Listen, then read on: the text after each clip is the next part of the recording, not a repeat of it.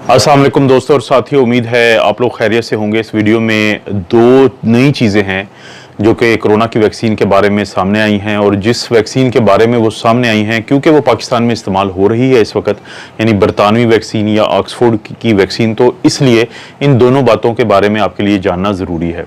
उनमें से दोस्तों एक तो चीज़ है ITP, उसे हम कहते हैं, यानी इम्यून थ्रोम्बोसाइटोपेनिक परपरा भी इसे कहते हैं, और बाज़ औक़ात इसको सिर्फ इम्यून थ्रोम्बोसाइटोपिनिया कहते हैं। मेरा प्लान तो है कि मैं इस पे एक अलहदा से मैंने एक वीडियो बनानी है आने वाले दिनों में इस मौजू पे कि जो ITP के टॉपिक पे, लेकिन क्योंकि अभी जो अपडेट आई है उसका ताल्लुक बरतानवी वैक्सीन से है, तो ज़रूरी था कि आप लोगों को ये बताना। ये ITP क्या होता है? इम्यून का मतलब होता है कि जो हमारा मुदाफ़ती निज़ाम है उसकी वजह से है, और थ्रोम्बोसाइटोपिनिया का मतलब होता है कि जब किसी में प्लेटलेट्स जो हैं 1,50,000 से नीचे गिर जाएं, क्योंकि नॉर्मल जो तादाद होती है प्लेटलेट्स की वो 1.5 लाख से लेकर 4.5 लाख तक होती है।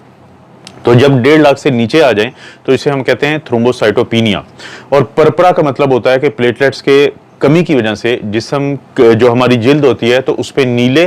रंग के धब्बे पड़ते हैं, या किसी हद तक सुर्खी माइल रेड कलर के धब्बे पड़ते हैं, जिसको हम कहते हैं परपरा, जब ये धब्बे थोड़े से बड़े होते हैं।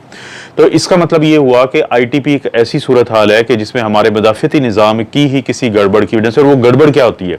कि ITP के मरीजों में जो हमारा इम्यून सिस्टम है वो कुछ एंटीबॉडीज़ बनाता है, जिसको हम कहते हैं ऑटो एंटीबॉडीज़, और ये हमारी उस मरीज़ को जिसको ये ITP होती है या होना होती है, तो उसकी जो प्लेटलेट्स के ऊपर कुछ प्रोटीन्स होते हैं जिसको हम कहते हैं एंटीजन, तो ये ऑटो एंटीबॉडीज़ जाके उस एंटीजन से मिलते हैं, एक कॉम्प्लेक्स बनता है, तो हमारी जो तिल्ली होती है यानी स्प्लीन होती है, तो उसके अंदर फिर ये जो प्लेटलेट्स हैं ना सिर्फ एक इनकी तोड़फोड़ ज़्यादा होती है, बल्कि जो हमारा बोन मैरो है यानी हड्डियों का गोदा है उसके अंदर जो प्लेटलेट बनाने वाले सेल होते हैं जिसको हम मेगाकैरियोसाइट्स कहते हैं, तो वो ज़्यादा प्लेटलेट्स नहीं बना पाते, तो जिसके नतीजे में किसी भी ऐसे शख्स की जो प्लेटलेट्स हैं जो खून को रोकने वाली या जमाने वाली प्लेटलेट्स होती हैं वो कम हो जाती हैं, और इस पूरी कंडीशन को हम कहते हैं ITP।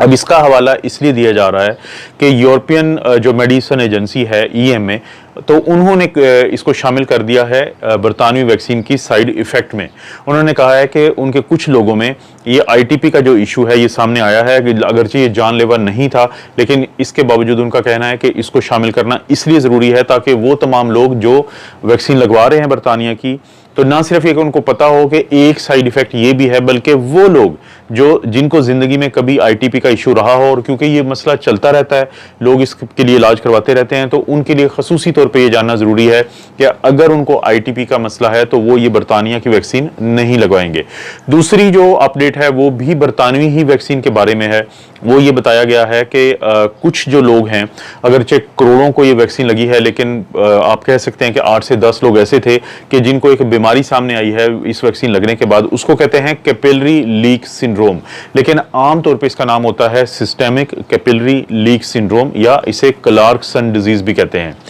इसमें ये होता था वैक्सीन लगने से पहले की, अब मैं बात कर रहा हूं कि ये होता था कि कुछ लोगों को उनकी जो खून की बिल्कुल छोटी और पतली खून की नालियां होती हैं, क्योंकि हमारा जब दिल धड़कता है तो उससे जो खून है जब पूरे जिस्म की तरफ खून की नालियां जो लेके जाती हैं उसको हम कहते हैं आर्टरीज, और जो खून को वापस दिल की तरफ लेके आती हैं, जब वो खून के अंदर जितनी भी चीज़ें मौजूद होती हैं, चाहे वो ऑक्सीजन हो या कोई भी न्यूट्रिएंट्स हो, वो इस्तेमाल हो जाते हैं, तो जो खून वापस नालियां लेके आते हैं दिल की तरफ उसको हम कहते हैं वेन्स। इन दोनों के दरमियान जो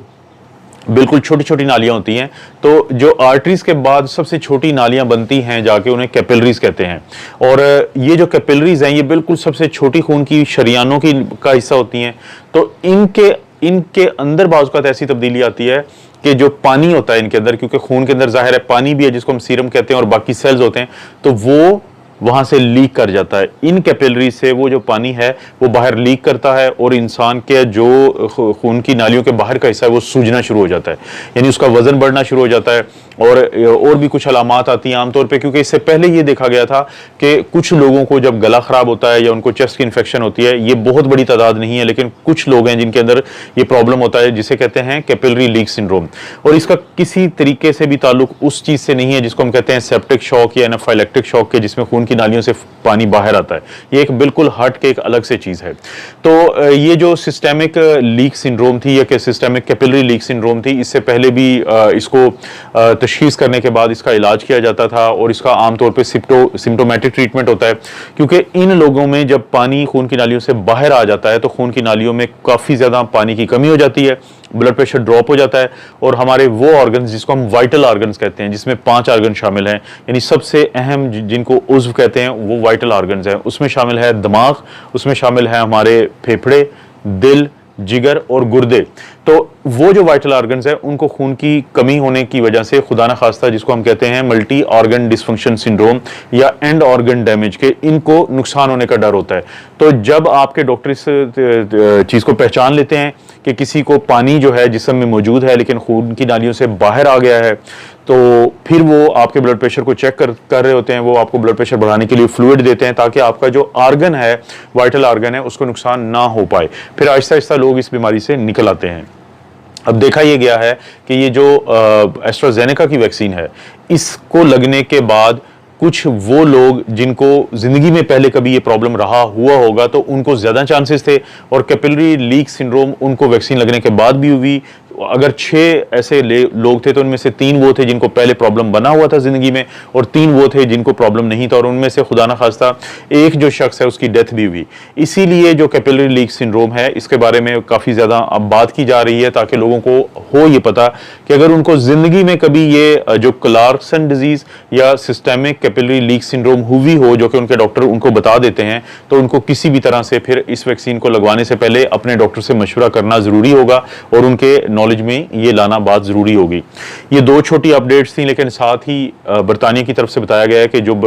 इंडियन स्ट्रेन है जिसको अब डेल्टा स्ट्रेन कहते हैं, तो वो बरतानवी स्ट्रेन जिसको अल्फा स्ट्रेन कहते हैं उससे 60% ज्यादा तेजी से फैलता है, उसकी ट्रांसमिशन ज्यादा है। ये इसलिए जानना जरूरी है दोस्तों कि ये हमारा पड़ोसी मुल्क है। अभी तो सूरत हाल बहुत बेहतर है, पाकिस्तान में कोरोना के केसेस बहुत कम हैं, लेकिन जैसे जैसे मौसम चेंज होगा, हम सर्दियों की तरफ जाएंगे, अगर वैक्सीन कम लोगों को लगी हुई है तो इस बात के बहुत ज्यादा चांसेस हैं कि इंडियन वेरिएंट जो इस वक्त पाकिस्तान में मौजूद है, जिसका दूसरा नाम डेल्टा वेरिएंट भी है, और वो बहुत तेजी से क्योंकि फैलने वाली चीज है, तो इस पर नजर रखना जरूरी है कि अगर किसी को भी डेल्टा वेरिएंट होता है तो फौरी तौर पर उस एरिया को तो क्वारंटीन करना जरूरी होगा। लेकिन अभी इस वक्त मौजूदा सूरत हाल में जो केसेस हैं वो पहले से काफी ज्यादा कम हैं। दोस्तों ये थी थोड़ी सी आज की अपडेट कोरोना के बारे में। कोशिश होगी